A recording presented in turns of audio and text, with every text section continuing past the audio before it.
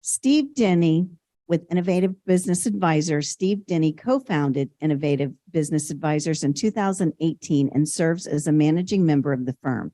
Steve has been actively engaged in MA activities in a wide variety of industries for the last 18 years and has developed specific products to assist clients in growing their profitability and enterprise value.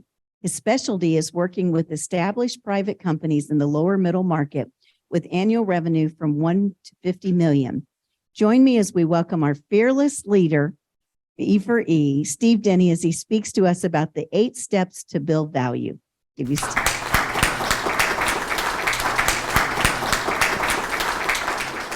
Good morning, E4E. Morning. You remember Robin Williams? Good morning, Vietnam, right? Good morning, E4E. Outstanding to see you all this morning.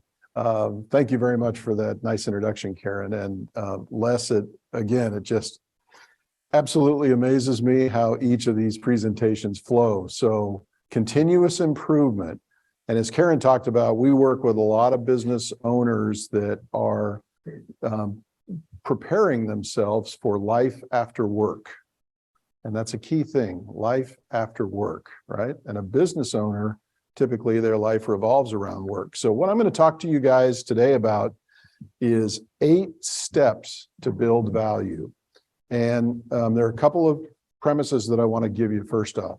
So basically, we're a room full of business owners, right? Don't wait until you're ready to take that next step in life to pay attention to what I have to share to you today. So I'm going to start with a quick story. I met 2 weeks ago with a couple of young women that started a business about 4 years ago. And they got an amazing business and it's doing really well. They're out making a difference. And the business has grown to the point of about $400,000 in annual revenues. And it's grown every year. And I am very confident that it will continue to grow every year. And the nice thing about, snowballs is as they keep rolling downhill, they get bigger and bigger and bigger. And I'm sure they're going to do the same thing. They were referred to us by somebody within their industry who we had done an evaluation for because they were curious, what is my business worth today? And I was very gratified. It's very rare when we start with young entrepreneurs like this. And we always deliver these valuations in person. That's one of our differentiators is we want to sit down with our clients and really help them understand what the value is based on and how they can grow that value moving forward. So it's a key thing. I'm going to talk to you guys today exactly like I talked to them. But I want to share with you, when I gave them the number, we always give them the number up front, they were shocked. And actually, one of the women's eyes filled with tears, and she said, gosh, I felt like I've just been hit in the gut. And I said, yes, but tell me what your impression was. What did you expect to hear? And her knowledge was she expected the business to be worth some multiple of the revenues.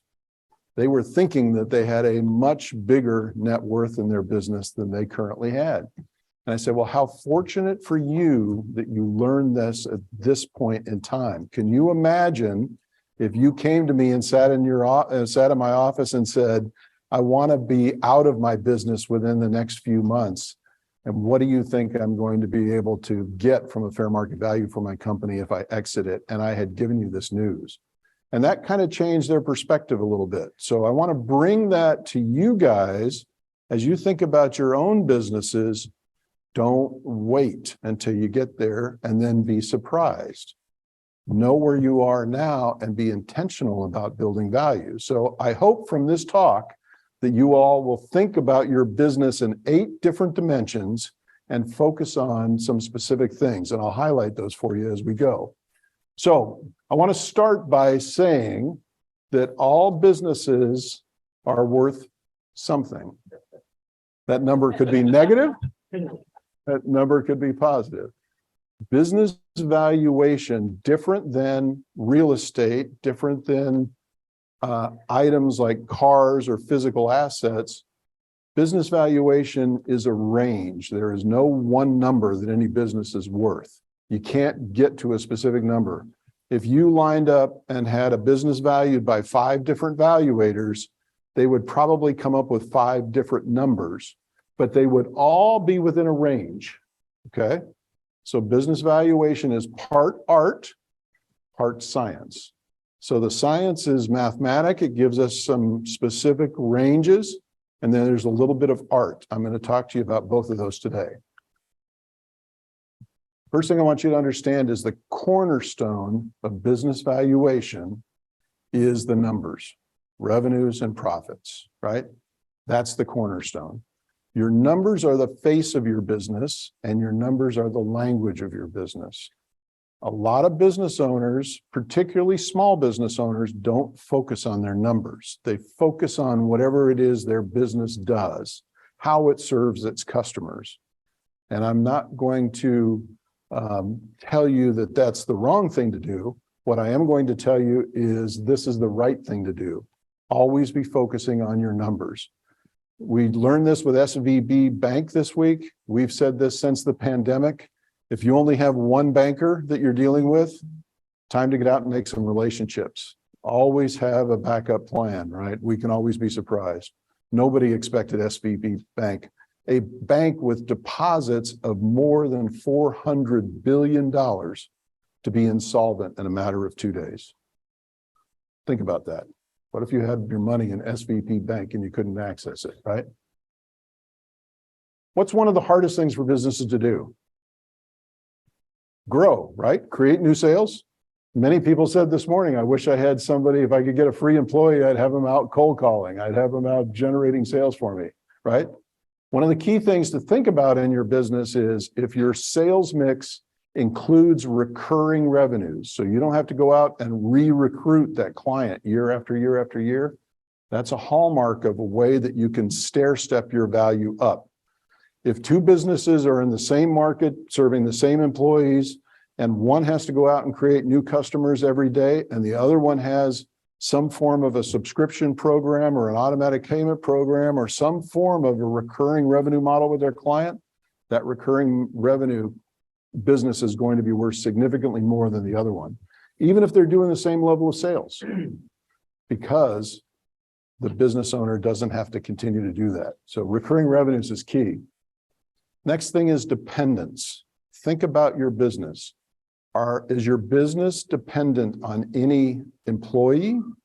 If you lost this particular employee, would you lose a key characteristic in your business? If you lost this customer, are you dependent on any customer?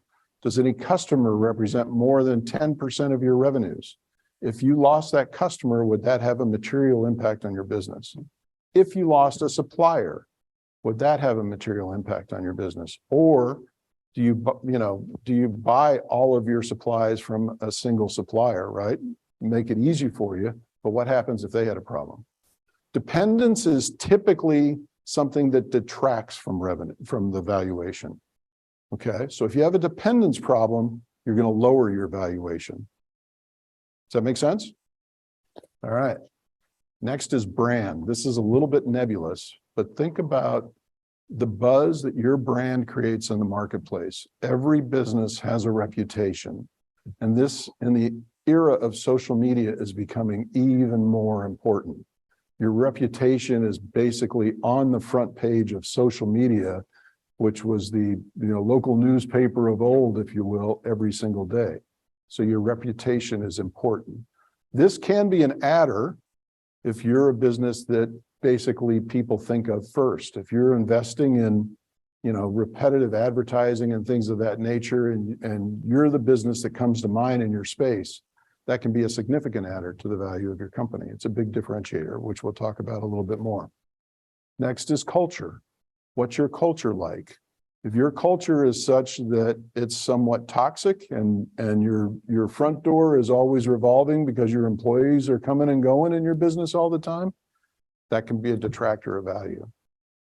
People that are looking to buy businesses, culture and brand are very, very important. And these are some of the emotional triggers that they're paying attention to when they look at acquiring an existing business. So, and these are things that take a long period of time to change. So if you have a culture or a brand issue, that's one of those 1% incremental improvements. You need to start working on that because it takes a long time to get those things to change. Next is systems. Every good business should have systems and processes. If you have standard work and you got key performance indicators, you're on the right track. If you don't have that, again, that 1% improvement, you need to get out there and start implementing some systems and processes in your business. All that does is help ensure the quality of what you're doing and definitely makes it much easier for the next leader of your company to step in and be able to continue that legacy that your company has built. This, what we call different, is really a short way of saying differentiation. Think of this, Warren Buffett famously gave us this some years ago. Does your business have a moat around it? Is your business so differentiated from some of your competitors that you're a hard act to follow, or you're a hard act to imitate, right? Is there some real differentiation in your business? And again, this is one of those things that is very difficult to do overnight. It takes a long time to build some differentiation in your business. The 8th dimension speaks to each of you. And it's all about freedom. Is your business free from the required interaction of the owner? The converse of that is, can the owner actually go on vacation for 2 or more weeks at a time with confidence that the business will perform exactly as they expect while they're gone? If the business is not dependent upon the owner and the owner has freedom to step away from the business and the business continues to operate effectively, that is the mark of a very, very good business. Okay. So I want to tell you, as a business owner, freedom is one of the things that you should be working on every single day. There's your 1% continuous improvement. That is a requirement if you're ever going to get to the next phase of your life. You've got to be working towards that. Make sense? All right. I want to share one other thing with you before we go. Bigger is better. Who ever heard that before? Bigger is better. Valuation happens in stair steps, okay? So if you have a business of less than $1 million, it's going to put you in one category. And remember that over 80% of small businesses are businesses that generate $1 million or less a year. So you're in very good company if that's your company, right? You're in more rarefied air as you move up the revenue scale. So if your business does $1 to $5 million a year, it takes you to the next step. And then above 5 million is the next step as well. So when I say the next step, again, there are multipliers that come into play. So your business is worth a multiple of the cash flow that the business produces as a general rule of thumb, right? So the multiples go up as you take these stair steps up. So last week we did a valuation, and I wanted to share with you that in this particular industry, a company had a multiple of 2.6. So let's assume the business was doing $800,000 a year at a 10% margin, right? 10% net income. So we got $80,000 in profits. At 2.6, the business is worth roughly a couple $100,000. That make sense? Well, look what happens. If they get over the $1 million mark, that multiple jumps up to a 3.3. But what's really interesting in their particular industry, if they get over the $5 million mark, that multiple more than doubles to a 6.9. And these are median multiples. So this is kind of the median of the range. As I said, we got to go back and look at each of those 8 factors to kind of figure out, are you on the low end of the range or are you on the high end of the range? Are you hitting on all cylinders in each of these areas? Make sense? Awesome. Well, here's where you can go if you want to learn a little bit more about some of the stuff we do, and I'd be delighted to entertain any questions you may have. Yes, sir. So On the culture segment of your pie, Yes. I would think that's a little difficult for you as an evaluator to really determine if the culture is additive or negative. How do you do that?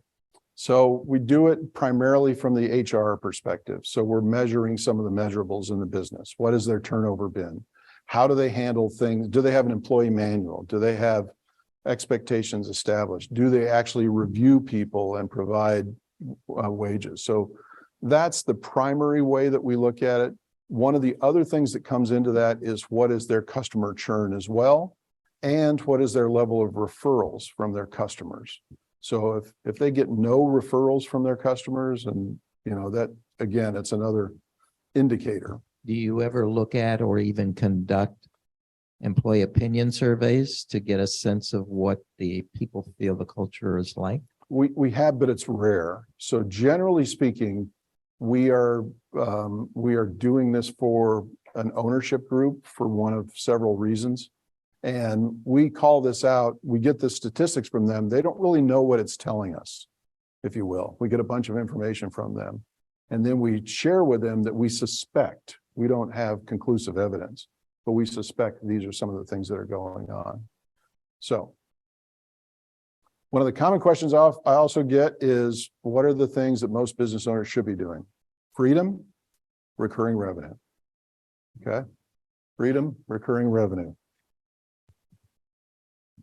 If you think about freedom, profits, revenue, and recurring, everything on that side of the pie, that as a business owner, focus yourself in that area. When you get really, really good there, as I said, the rest of these things take more time and effort. Yes, sir. Yeah, Steve, do you evaluate their pricing as part of the evaluation, where they are in their pricing and what potential might exist for them to raise prices, and what impact that has on the infrastructure needs that they have? Yeah, we don't, Dale. We've talked about this a lot. What we do measure is their gross margins, right? And we illustrate for them gross margin changes. Most businesses that we see, I would venture a guess, greater than 90%, their business performance is like a sawtooth. Okay. So if you think about, pricing really relates to gross margin, right? Keeping your gross margin in a range. If you keep your business growing faster than the rate of inflation and continually are working on reducing costs so that your gross margin and your net margins are growing over time, that's kind of the picture of the perfect business. Increasing revenues, costs that are going down over time, margins that are growing over time. Does that answer your question?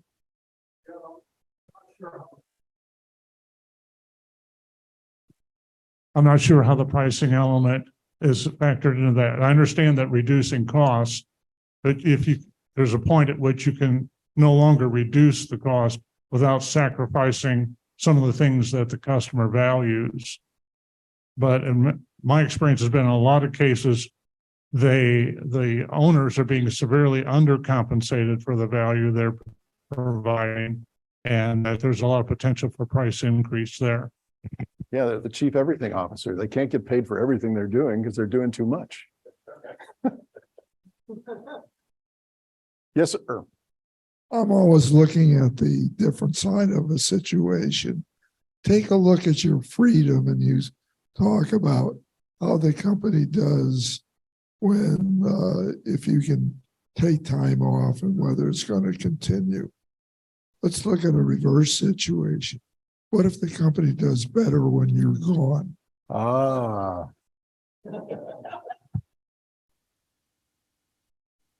Absolutely.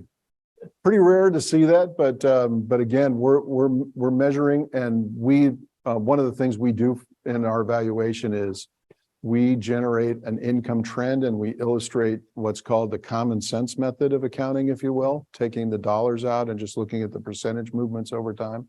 And it really becomes pretty illustrative for owners to see, what happens in different periods of time. And if they're leaving and the business is improving, yeah, I mean, they should leave more often. Absolutely. All right. Well, thank you very much. I appreciate it.